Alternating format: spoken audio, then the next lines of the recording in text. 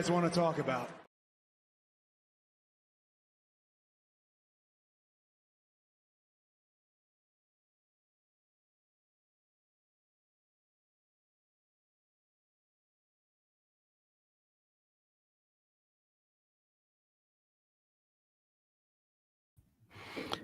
What is going on, everybody? Welcome to another brand new installment of For the Love of Wrestling. I am, of course, your host, the Renegade of Wrestling, JJ Williams. Happy Tuesday. How's everybody doing today? It is good to see y'all coming into the chat room. Good to see y'all continuing to support Michael Vasquez and Jeff, Big Boss Man Meacham. Good to have y'all along for the ride. Now, I'm going to be fair. I was fair with y'all yesterday. I told y'all that Collision, I just kind of wasn't feeling when I watched it. Again, maybe I was too tired. Maybe it's just it was a lackluster show. Kind of had the same feeling about Raw this week, if I'm being honest. Going into it, I was kind of tired. You know, it was first day back to school for the kids. So I had to get back to my up at 6:30 schedule instead of being able to sleep until 8 or 8:30. You're just trying to get back acclimated to the grind. So maybe it's just because I was tired, but I will say overall I thought Raw was decent, but not great. But let's get into the intricacies, if you will, of what was Monday Night Raw. Drew McIntyre came out to start the show and says that last week was all or nothing for him. He didn't want to win the championship from Seth. He needed to win the championship. He starts talking, maybe Seth and Sammy have been right all along. Maybe the person to blame is Drew McIntyre. And maybe he needs to step away from the WWE, which I thought was a interesting little twist comment because there's rumors about Drew not being happy, Drew's contract expiring. So this was a nice little way, I thought, to kind of like hint at that without getting too deep here. He then goes on to blame Damian Priest and calls him an idiot for coming out with the briefcase mid-match instead of waiting for him to defeat Seth and then cashing in on a prone McIntyre. And kind of says that Priest is the reason why he lost the match. He then goes on to mention Cody's political prowess, and he name drops CM Punk and says that, you know, maybe if he left for 9 years, he'd get a hero's welcome upon his return. This brings out CM Punk. Drew then goes on like a passionate promo here, really kind of laying into Punk for trying to be a locker room leader and declaring himself a locker room leader. And it felt very Hangman Adam Page without it being as volatile as the Hangman Adam Page promo. And if you know, you know. I'm not going back in depth with that shit. We spent enough of 2023 talking about Punk, AEW, and the Elite. But if you know, you know.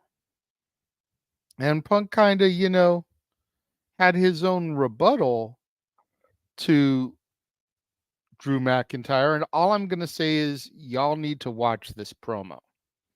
Definitely one of the highlights of Raw.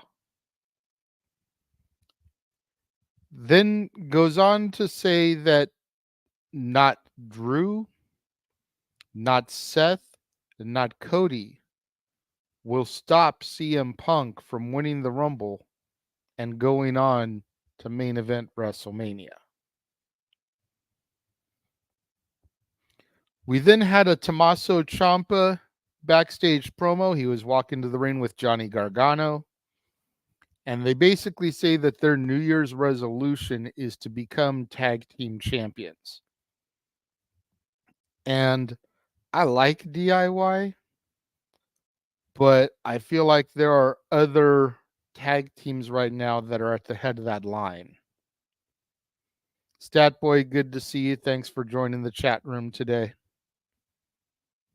We went from that into Finn Balor into Tommaso Ciampa, and this was a decent enough match. I mean, I'm not going to crap on it because it wasn't horrible. But again, as I said at the outset, I was kind of tired going in. So there was nothing there to really draw me and get me invested.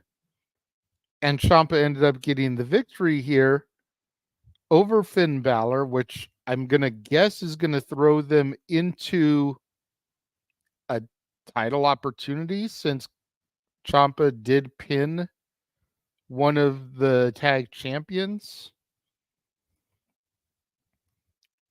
You know, underhanded tactics were used, but I feel like DIY just kind of beat the Judgment Day at their own game at the end of the day. We then had Becky Lynch backstage talking about Nia Jax, and she goes on to declare herself for the Royal Rumble match.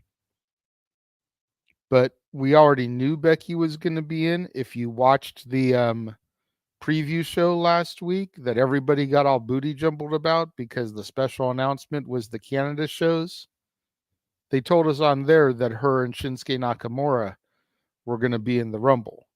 So I don't know why they had to do this segment where she declared herself for the Rumble, except to, you know, the people that maybe didn't get to see that broadcast now know, because it's come out of her mouth.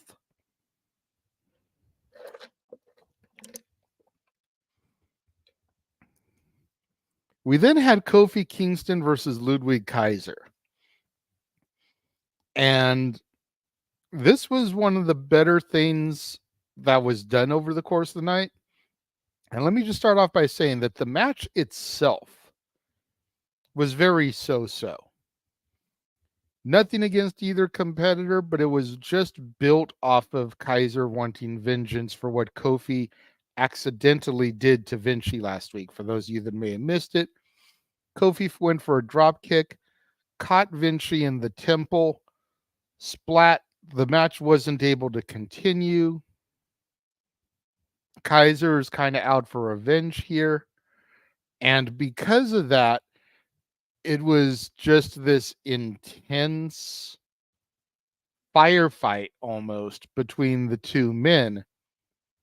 Both men ended up getting counted out. It match ended in a double count out, but it was what happened after the match that was just like really eye-opening, really story-driven, really. I'm kind of curious to see where they're going to take this. Because Kaiser just snapped. Kaiser started beating the crap out of Kofi, literally picked up one of the announcer's desk chairs and chucked it at Kofi. The prongs with the wheels caught Kofi in the face. Yeah, you could see upon replays and slowing it down, he got his hands up. But you're still taking the momentum of the chair into your hands, into your face, and then falling on the back of your head. Then officials, referees, authorities all came out, tried to separate them, and they had them separated a little bit. Kaiser's on the other side of the ring. Kofi's laid out on the stairs on the other side. Kaiser runs as fast as he can around the ring and drop kicks Kofi's head into the stairs. This is a side of Kaiser that I'm intrigued at. Because next to Gunther, I've always said that Kaiser was the breakout guy in Imperium. He was the underrated talent. And seeing all of this transpire last night, it definitely seems like they have now realized this. And it was just crazy to see this intensity come out of Kaiser. We then went backstage, and Kaiser basically says that last week Kofi took Vinci's head off, and today he took his. We then have to try to cool down from that. So, what do we do to cool down from something that intense? We go to Michael Cole and Nia Jax. That's going to cool the crowd down.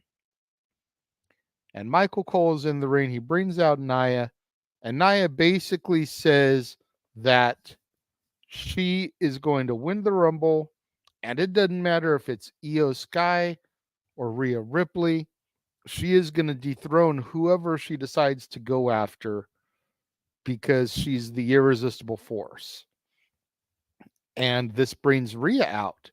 And Rhea reminds Nia of what happened in the 2023 Rumble, where Rhea went coast to coast from one to winner, and Nia got eliminated by Rhea. And how Rhea has been able to get the better of Nia in the past. So it's a nice little tease here of what could be. You know, Michael Cole called Nia Jax one of the favorites to win the Rumble. And I'm seeing so many people like, she's not my favorite. She's not my odds on favorite. What people have to realize is when the WWE announcers say somebody is an odds on favorite, they're generally discussing their size. Andre the Giant was the king of the battle royals. He was always one of the odds on favorites. And for years, he won every one he was in. King Kong Bundy, Vader, Bigelow, all the big men that came through the WWE were always odds on favorites. The Big Show, The Undertaker. How many Royal Rumbles has The Undertaker won? What about The Big Show? And don't get me started on Royal Rumble 2000. Rock was declared the winner. We know what happened with that stupid storyline. McMahon in every corner, Big Show's feet. Don't get me started. Big Show has never officially been declared winner of a Rumble. Kane, Great Khali. So just because somebody is declared the odds-on favorite doesn't mean they're going to win. They're just saying that it's going to take a lot to get that person out. And for a woman like Nia, it is going to take a lot. Probably going to take 2, 3, 4 women to get Nia out of there. And if WWE is booking Nia right, Nia is going to come in there and she's going to just start chucking bitches over the top rope. Now, it's probably going to be some of the lower card girls, your Xia Lees, your Tegan Knoxes, maybe your Ivy Niles. Love me some Ivy, but no. So, and if that's accurate, Jeff, that was also during my hiatus. So forgive me for not being knowledgeable of that. We then go back to a day one highlight package, and we see once again the return of The Rock interrupting the returning WWE champion, Jinder Mahal. We then see a Cody Rhodes backstage interview, and Shinsuke Nakamura attacks him out of nowhere. This will then develop and turn the match for the evening, the main event of Shinsuke versus Cody, into a street fight. We then go to Piper Niven and Chelsea Green versus Kaden Carter and Katana Chance. And this was a fantastic women's tag team match. Some of the cuts went to the backstage area and it showed, the women's tag roster kind of watching the match, seeing who was going to win, who they were going to be challenging up against. You had Zoe Stark and Shayna Baszler. You had Tegan Nox and Natalya. You had Ivy and Maxine. You had there was one other team back there I'm blanking on right now. But Candace and Indy. You had all 4 of those teams kind of back there. watching the monitor, watching Caden and Katana hit the kickstand. Is it the kickstand or the keg stand? I couldn't understand the way they were saying it on the commentary. Either way, Caden and Katana, or as we like to call them on the multiverse, KC squared, got the victory. Still your champions. And something I thought was kind of funny, they go to the backstage area again afterwards, and 7 of the 8 women are just kind of stone faced. They're just kind of like watching, like, okay. Indy Hartwell is clapping for the girls and kind of grooving to their music. I'm like, this chick over here, it's only because they came up together in my NXT. Indy's sitting there dancing to the music and everything.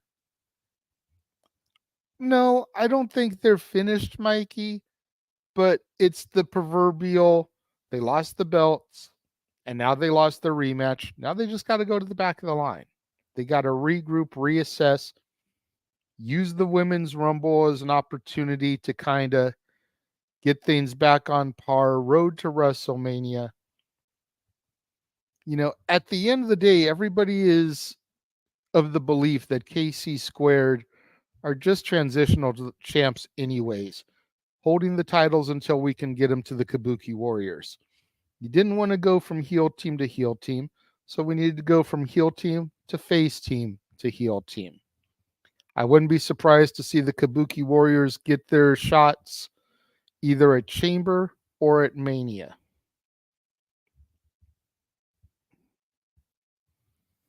We then had another great highlight of the night. R-Truth. Michael Cole throws to a video as to why R-Truth feels that he is a member of the Judgment Day. And my God, if this isn't one of the funniest videos I think I've ever seen in my life. AI, Photoshop, the whole nine. Just whoever put this together deserves an Emmy for this video package. Because we cut to R-Truth and he's like, I was born on a January day. And from the moment that I came into this world, the doctor said, one day you will be a member of the Judgment Day. And he just starts telling this story and all the moments that he has had with his Judgment Day friends. And instead of saying Dominic Mysterio, he says Tom and Nick Mysterio. And I'm hearing tears watching Truth. And it just kind of goes back to what Jeff and I were talking about yesterday when we did our top 10 TNA stars on dads. The R-Truth we see today really kind of began in TNA. But man, this video package, this highlight reel, so good. And then we come off of it and we're in the Judgment Day dressing room. And JD McDonough is still getting riled up about how he's not a member of the Judgment Day. He shouldn't be in the Judgment Day, blah, blah, blah. And Damian Priest is just like, you know, I get as annoyed with Truth as the rest of y'all. But that was funny.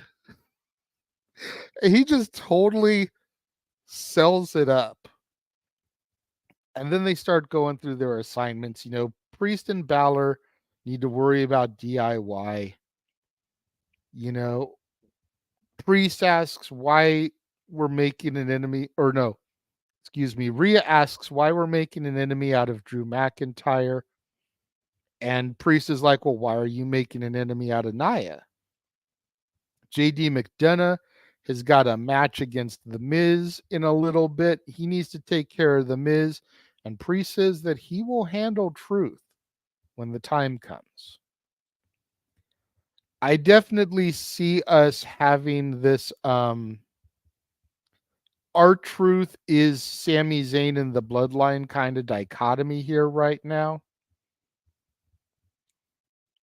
The Judgment Day angle could have very much died a death last year. And our truth is really kind of giving it that extra little boost that it needs to, probably just to get us through until Mania, if we're being honest. We then go to The Miz versus JD McDonough. And this was a fun match here. I love seeing JD McDonough get a chance to shine here on the main roster. I've been a fan since he first transferred to my NXT from NXT UK. I love the Truth JD McDonough angle. Their whole banter back and forth is hilarious to me.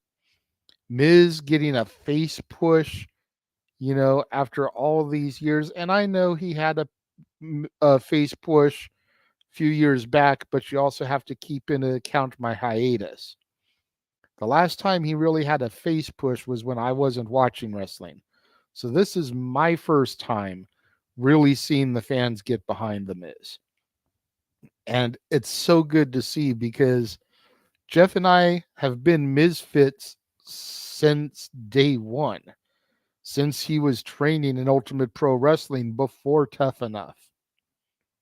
So it's always kind of cool to see those guys get their due here. And JD McDonough is a hell of a good little hand, as Vince Russo likes to call him. Just that talent you can plug in anywhere. You know you're going to get a good match. Miz is the same way. So the two of them just come together and they have good chemistry. I really enjoyed this match. We then had Seth Rollins come out, welcomed us to Monday Night Rollins, mentions the Rumble and the road to WrestleMania, and how with all the stuff that he's accomplished in WrestleMania history, he has never taken the world title into Mania before. He goes on and talks a few other things, and Jinder Mahal comes out. 2 weeks in a row now, we've had Jinder Mahal on our Raw screens. Former WWE champion, for those of you that forgot. And he makes fun of Seth for singing his own praises. Calls Seth a man who leads people into degeneracy. And Jinder says that he's been overlooked for a very long time. And Seth says, that you're right. You have been overlooked for a long time, but it's been on purpose. We've been trying to forget about you. He tries to get Jinder to take a swing on him, very much egging him on, but to no avail. Next week, though, we will get Seth and Jinder Mahal.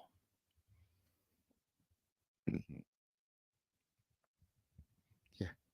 Tried to forget very hard.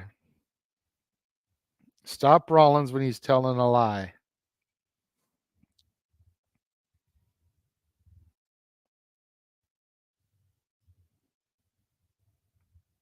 I don't remember them saying it was for the title, just that they were going to fight one-on-one. After that, we go to Otis versus Ivar. And honestly, I'm getting a little bit tired of this. I'm getting a little bit tired of Otis, Ivar, Bronson Reed, Ivar, Bronson Reed, Otis. It's like every week we get some variation of this match, just the big meaty men slapping meat match. And it's like, can we just move past this? I understand we're trying to stall for Eric to come back, but I'd like to see Ivar go against some other guys.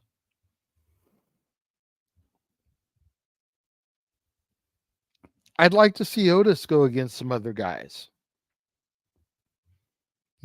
I think that both men are incredibly talented, and both men, for their size, should not be able to do some of the stuff that they do.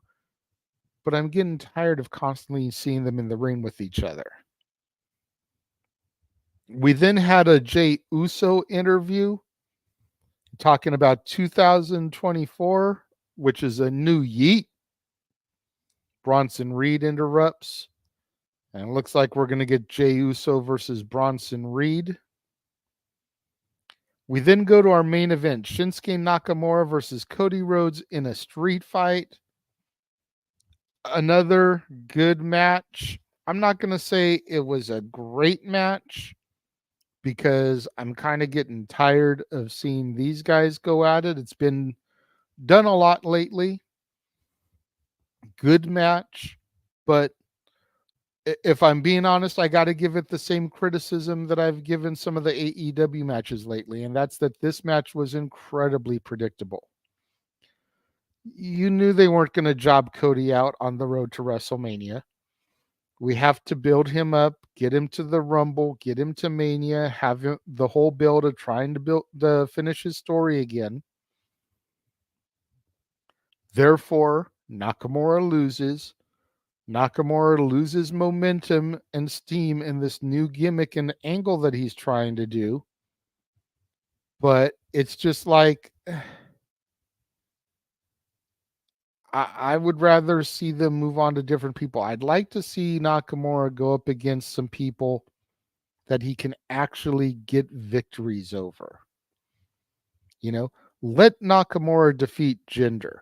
Let Nakamura defeat The Miz. Let Nakamura defeat some of the other, former champions on the roster that are a little bit further down, to where it's not going to be a huge deal that he defeated them, but then he can still say, I have defeated these WWE champions.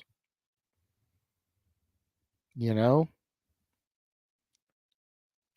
not Nakamura Gunther, because then he's going to lose to Gunther. We want to give him guys that are top tier talent that can sacrifice the loss. That's what you want to do.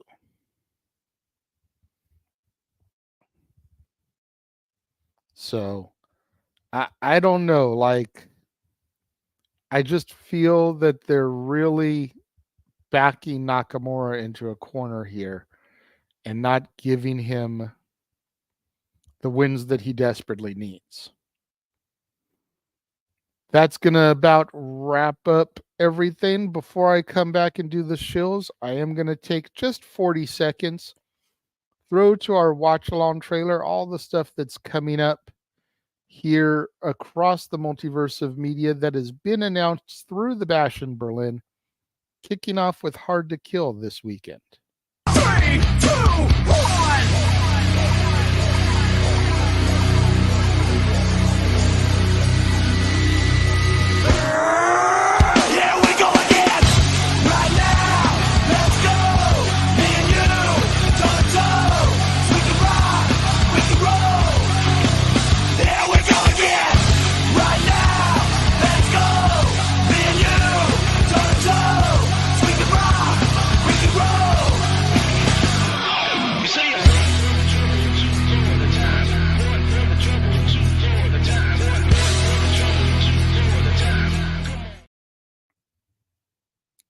And we are back. In the words of Noah Foster, all the wrestling, all the wrestling, all the wrestling, all the professional wrestling, damn it, and sports entertainment. And apparently, Rollins versus Mahal is being advertised as a title match for next week. Okay. So, again, that basically wraps up Raw.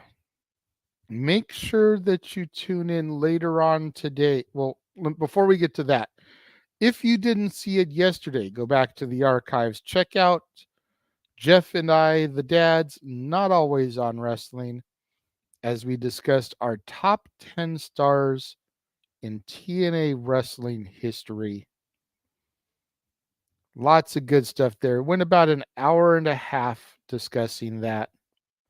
Make sure you tune in today, 3 o'clock p.m. Pacific, 6 o'clock Eastern for Stat Boy Sports Bar. Apparently, Dory Lou will be in the sports bar today, presenting 2 new power rankings lists for women's hockey and tennis. That should be interesting to see. And then, as we touched on in the watch along trailer, Hard to Kill, Saturday, January 13th. Coverage will be beginning either at 3 or 3:30 Pacific, which is, of course, is 6 or 6:30 Eastern.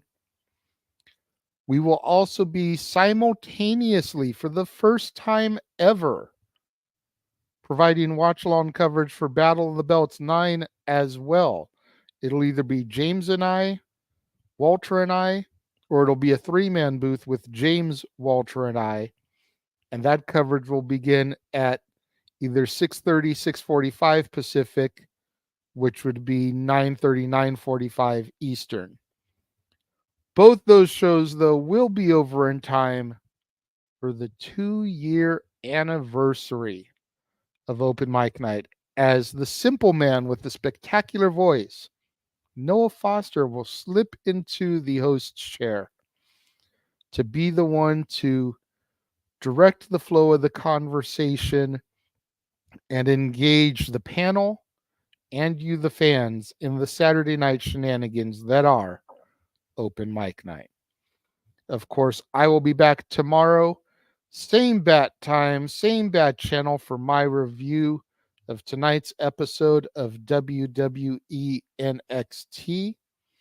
Thank you very much to everybody who joined me and tuned in today. I sincerely appreciate it, and I will see you guys tomorrow. The Jeff Meacham Network's Multiverse of Media. For over 15 years, the recognized symbol of excellence and the standard bearer in coverage of sports and entertainment. Thank you, JJ. Appreciate you.